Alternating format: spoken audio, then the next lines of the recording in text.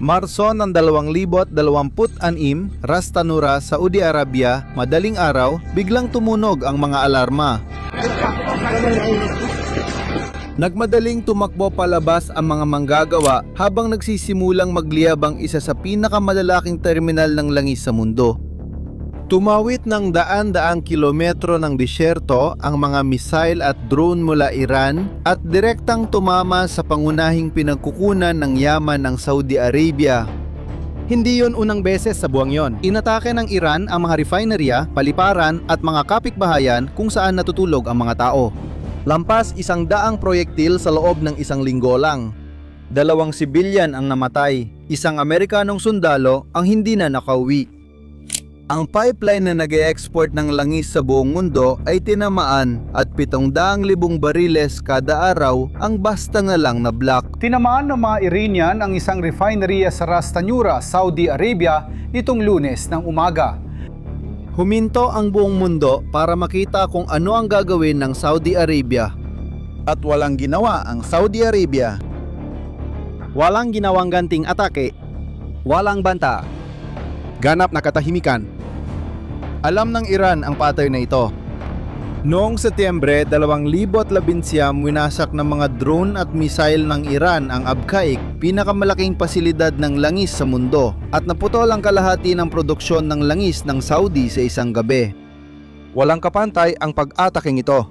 At hindi tumugon ang Saudi Arabia. Napigil ang sarili at nanahimik na lang. Kaya inakala ng Iran na magiging pareho ang Marso ng 2026. Pero nagkamali sila. Hindi kailanman ipinahayag sa publiko ang mga nangyari sa sumunod na mga linggo. Nang lumabas ang kwento, nagulat pati ang mga dekada ng sumusubaybay sa gitnang silangan. Bawat tao, sa kahit anong punto ng buhay, ay natanong na ang tanong na ito sa sarili. Hanggang kailan mo titiisin ang sakit bago lumaban? Kailan nagiging kahinaan ang pananahimik kaysa pagiging maingat? Kailan nagiging paanyaya na lang sa mas maraming pananakit ang pagtitiis imbes na isang birtud? Si Mohammed bin Salman, ang pinakamakapangyarihang tao sa Saudi Arabia, ay eksaktong nahaharap sa tanong na ito. 40 taong gulang, anak ng hari. Ginugol niya ang mga nakaraang taon sa pagubog sa isa sa mga pinakakonserbatibong bansa sa mundo bilang destinasyon para sa pamumuhunan, mga internasyonal na palabas at turismo. Ipinusta niya ang kinabukasan ng kaharian sa ekonomiya, sa negosyo at sa katatagan. Pero siya rin ay isang tao na hindi kailanman umatras sa isang tunggalian kapag inisip niyang kinakailangan. Ngayon, may mga misil na bumabagsak sa bansa niya. Para malaman ang ginawa ng Saudi Arabia, kailangan mo munang maintindihan kung gaano kalawak ang mga ginagawa noon ng Iran. Noong inatake ng Estados Unidos at Israel ang mga pasilidad militar ng Iran noong huling bahagi ng Pebrero ng 2026. Sumagot ang Iran, pero hindi sila sumagot sa pamamagitan ng pag-atake sa Estados Unidos. Hindi rin sila sumagot sa pamamagitan ng pag-atake sa Israel. Itinutok ng Iran ang mga misil nila sa mga bansa sa Golpo ng Persia, ang dagat na nakapalibot sa rehiyong ito. Mga kapitbahay na walang kinalaman sa digmaan, pero inatake ng Iran ang 6 na bansa sa Golpo ng sabay-sabay. Saudi Arabia, Emiratos Arabes, Kuwait, Qatar, Bahrain, Oman. Mga bansang hindi nasangkot sa labanan. Mga bansang hayagang nagsabing hindi sila makikialam. Walang naging epekto yon. Inatake pa rin ng Iran. Tingnan mo, hindi simboliko o babala ang mga iyon. Totoong pag-atake sa totoong target na nagdulot ng tunay na pinsala. Sa Saudi Arabia, isang makabagong eroplanong militar ng Amerika ang nawasak sa lupa sa loob ng isang base militar ng Saudi. Hindi ito pinabagsak habang nasa himpapawid sa isang labanan. Nawasak ito sa lupa ng isang misil ng Iran habang nakahinto lang. Basta itong binura sa mapa. Malinaw na mensahe yon. Sinasabi ng Iran sa lahat, walang ligtas, kahit yung mga bansang hindi nakisali, kahit mga base ng Amerika, wala. Alam mo ba ang ginawa ng Saudi Arabia? Sa publiko, nanawagan si Mohammed bin Salman ng kalma. Tinawagan niya ang mga lider ng ibang bansa sa Golpo at hiniling na iwasan ang anumang makakapagpalala ng sitwasyon. Naglabas ang pamahalaang Saudi ng mga opisyal na pahayag, kinundena ang mga pag-atake gamit ang magagalang na salita at nagpatuloy lang. Parang kahinaan ito. Para maulit sa Saudi Arabia ang nangyari noong 2019. Titiisin lang nila, magrereklamo sa United Nations tapos mapapatuloy na parang normal. At naniwala doon ang Iran. Nagpatuloy sila sa pag-atake, nagpadala ng mga drone at nagpaputok ng mga misil. Perpektong sitwasyon ito para sa kanila. Pero may isa pang pag-uusap na nagaganap. Isa na walang nakakakita. Alam ni Mohammed bin Salman ang naging bunga ng hindi pagkilos noong 2019. Alam niya na ang Iran ay lumabas sa pangyayaring yon na kumbinsido sa isang bagay lang. Ang Saudi Arabia ay hindi tutugon kailanman. At eksaktong ang paniniwalang yon ang nagpalakas ng loob sa Iran na bumalik noong 2026 na mas malakas, mas matapang at mas kaunti ang takot. Kung hindi tutugon ang kaharian sa pagkakataong ito, mas magiging malinaw pa ang mensahe. Pwede kayong umatake kahit kailan, walang magiging konsekwensya. May hangganan. At narating na yon ng Iran. Mag-isip ka muna sandali. Ikaw si Mohammed bin Salman. Ang bansa mo ay binobomba linggo-linggo. 2 sibilyan ang patay, 1 sundalong Amerikano ang namatay, nasusunog ang mga refineria at ang buong mundo ay naghihintay kung may gagawin ka. Anong gagawin mo? Sa likod ng mga eksena, malayo sa mga kamera, malayo sa mga opisyal na pahayag, si Mohammed bin Salman ay gumagawa ng desisyon na hindi pa nagagawa ng kahit sinong leader. Isang desisyong magbabago sa posisyon ng Saudi Arabia sa gitnang silangan magpakailanman. Atakihin niya ang Iran direkta sa mismong teritoryo ng Iran.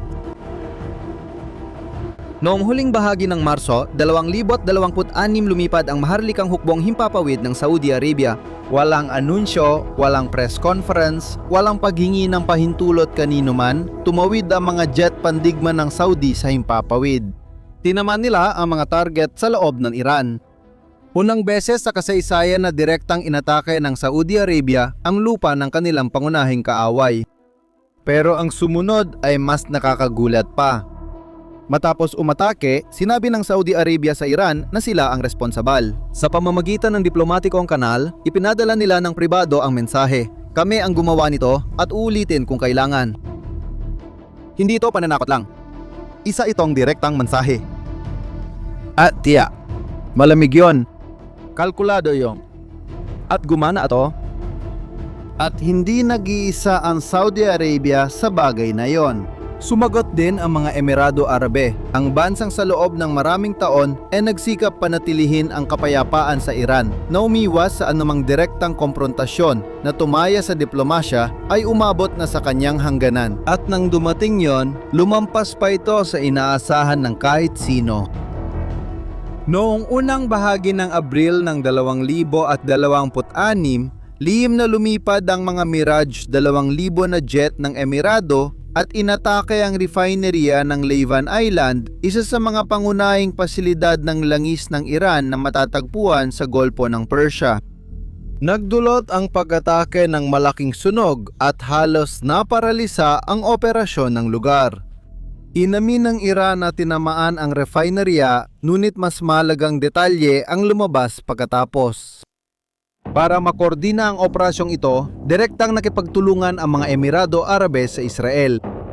Ang pinuno ng intelihensya ng Israel ay palihim na naglakbay ng hindi bababa sa 2 beses sa mga Emirado habang may digmaan. Nagpadala rin ang Israel ng mga baterya ng sistemang panlaban sa misail na Iron Dome at Israeli personnel para mag-operate ng kagamitan sa loob ng teritoryo ng mga Emirado.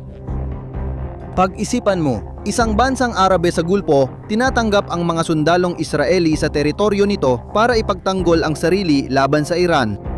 Kung may nagsabi niyan 5 taon na ang nakakaraan, walang maniniwala. Nagawa ng Iran ang imposibleng bagay. Na pag-isa nito laban sa sarili nito ang mga bansa na, sa kasaysayan, ay hindi sana kailanman nagkalapit sa isa't isa. Mas malinaw na naipahayag ng mga numero ang kasaysayang ito kaysa salita. Noong linggo ng ika-25 hanggang ika-31 ng Marso 2026, ang Iran ay nagpakawala ng mahigit sa 105 mga proyektil laban sa Saudi Arabia. Mga drone, mga misil, walang tigil na pambobomba araw-araw. Sa susunod na linggo, matapos tumugon ang Saudi, bumaba yon sa wala pang 25. Hindi yon nagkataon lang. Umatras ang Iran. Agad-agad, walang pampublikong pahayag, walang pag-amin ng kahit ano, pero umatras sila.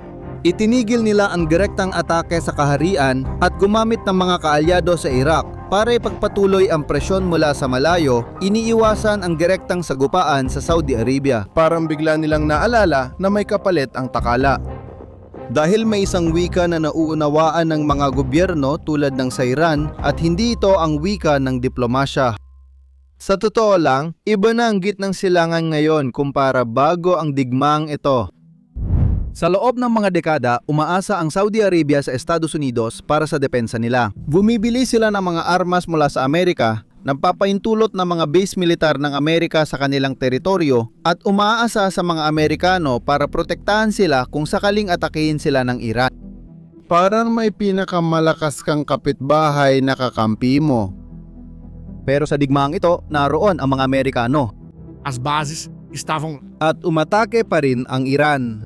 Tinamaan ng mga misail ng Iran ang mga base ng Amerikano sa Saudi at walang napigilang kahit ano ang proteksyon. Nagdesisyon ang Saudi Arabia ng isang hindi inaasahang hakbang at lumampas sa hangganang hindi pa nito kailanman nilalampasan. Unang beses nilang inatake ang Iran sa mismong teritoryo nito sa kasaysayan. Hindi sila nagpaalam. Walang paunang abiso at umatras ang Iran. Isang hindi mapag-aalinlangan ng katotohanan, ang gitnang silangan ngayon ay hindi na pinatatakbo ng dating mga patakaran. Ang Saudi Arabia ay hindi na isang bansang tahimik na tumatanggap ng mga pag-atake, kundi naging isang aktor na kumikilo sa sarili nitong inisyatiba kapag kinakailangan. Binabago nito ang kalkulasyon ng lahat sa rehiyon, ng Iran, ng Estados Unidos, ng Israel at ng mga mas maliliit na bansang nagmamasid. At ang tanong na laging natitira, ano ang mangyayari sa susunod? Ano sa palagay mo? Tama ba ang desisyon ng Saudi Arabia na lihim na atakihin ang Iran? O baka mas palalalain pa ng sagot na ito ang sigalot sa rehiyon? Iwan mo ang iyong opinyon dito sa mga komento. Gusto kong malaman kung ano ang iniisip mo. Kung nakatulong sa iyang video para mas maintindihan kung ano ang nangyayari sa gitnang silangan, ibahagi ito sa iba na dapat ding makaalam. Kung hindi ka pa nakasubaybay, na yon ang tamang oras dahil marami pa darating. Hanggang sa susunod na video.